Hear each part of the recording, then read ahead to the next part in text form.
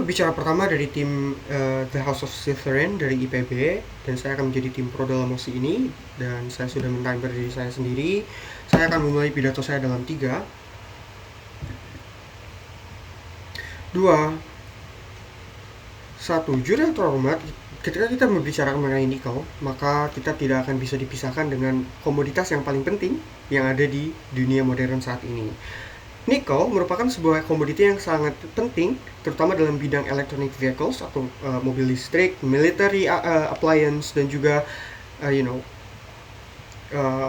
advanced materials of science yang memang dibutuhkan oleh industri-industri teknologi dan penerbangan contohnya di status quo. Artinya apa? Memang industri nikel sangat prospektif dan sangat menjanjikan, dan kita harus step in terhadap industri nikel tersebut. Namun, masalahnya ada dua. Satu, Indonesia itu tuh pada tahun 2023 ngelarang ekspor nikel mentah ke negara-negara luar. Artinya apa? Indonesia pengen nikel itu diolah dulu di Indonesia supaya harganya lebih naik ketika dia jual, dia ekspor ke negara-negara lain. Masalahnya adalah Indonesia belum bisa dan belum punya kapasitas untuk mengolah nikel itu sendiri. Boro-boro mengolah nikel itu untuk menjadi barang jadi, menambangnya aja masih belum efektif. Artinya apa? Indonesia masih butuh kerjasama dengan negara-negara lain, dan di sini Cina lah yang dipilih menjadi sebuah partner untuk investasi di Indonesia. Kenapa ini, Bro? Satu, Cina dan Indonesia fokus untuk menambang secara masif untuk mereka jual ke negara-negara lain, dan terutama dijual ke negara Cina itu sendiri. Karena Cina memiliki tujuan untuk mendominasi electric vehicles, industri electric vehicles di seluruh dunia, bersaing dengan USA dan negara-negara di Eropa. Artinya apa? Mereka menambang nikel secara masif, menggunakan teknologi-teknologi yang buruk untuk menekan harga, sehingga carbon fuel dan carbon emission yang dibuat di Indonesia itu menjadi lebih besar, sangat besar sebelum hilirisasi terjadi. Artinya apa?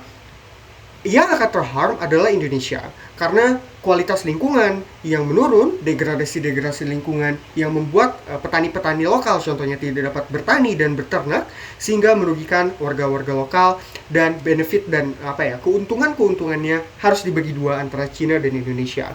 Tapi yang kedua, kalau misalnya tim oposisi bilang, oh iya kan ini bisa nambah lapangan pekerjaan, itu bullshit. Karena at the end of the day, pekerja-pekerja yang dipekerjakan di hilirisasi nikel merupakan pekerja yang skillful, yang memiliki skill to some extent, yang which is gak bakalan mungkin diserap dari warga-warga lokal yang tidak lulus SD, tapi diimpor dari daerah-daerah yang memang mempunyai skillful worker seperti negara luar, negara Cina itu sendiri, ataupun masyarakat dari Pulau Jawa contohnya, yang sangat kecil jumlahnya. Karena ya basically otomasi everything, nggak perlu human energy anyways.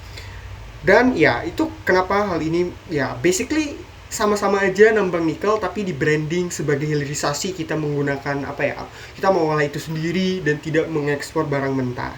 Artinya apa? Sebagai pemerintah, of course, ini bukan mosi aktor, tapi kita harus menganalisis nih sebagai orang ketiga, apa sih yang pemerintah harus lakukan? Apa yang pemerintah harus aim? Apa yang pemerintah harus prioritize? Apakah itu economical benefit ataupun itu merupakan environmental safety? Saya akan membuktikan kenapa environmental safety harus di-prioritize, dan pun ada economical benefit itu tidak sebesar itu. Tapi yang kedua, kita akan memprotect vulnerable actor, yang which is warga-warga lokal yang rely untuk source of income-nya dari beternak dan bertani, rely terhadap environmental safety.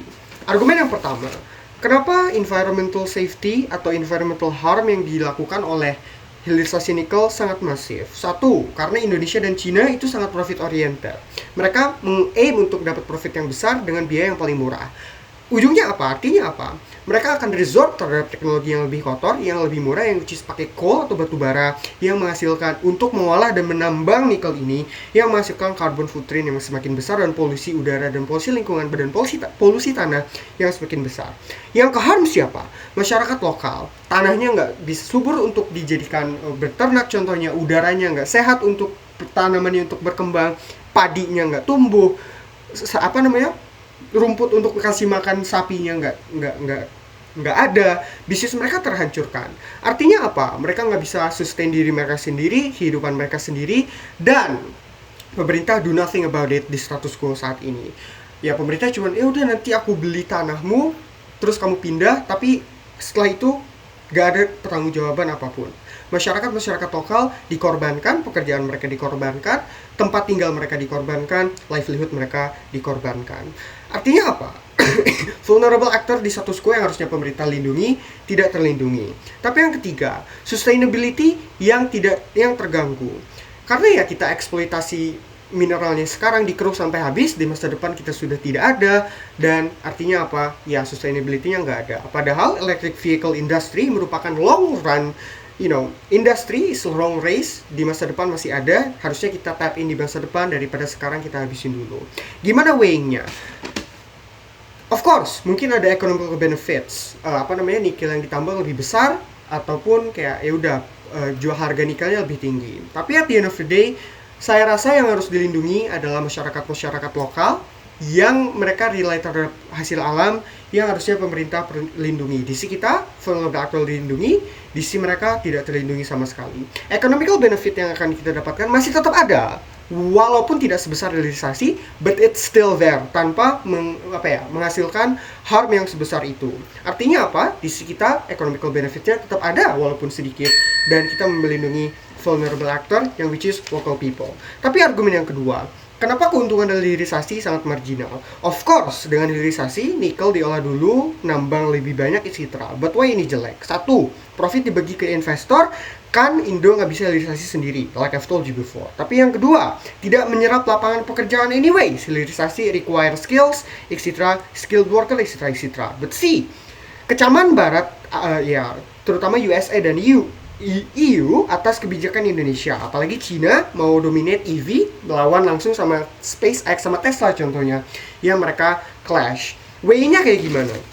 Satu, di sisi kita di sisi mereka profit gak signifikan terhadap devisa negara anyways, tapi dengan risk seperti konflik dan banyaknya imigran segala macam yang sangat tidak worth it di sisi mereka.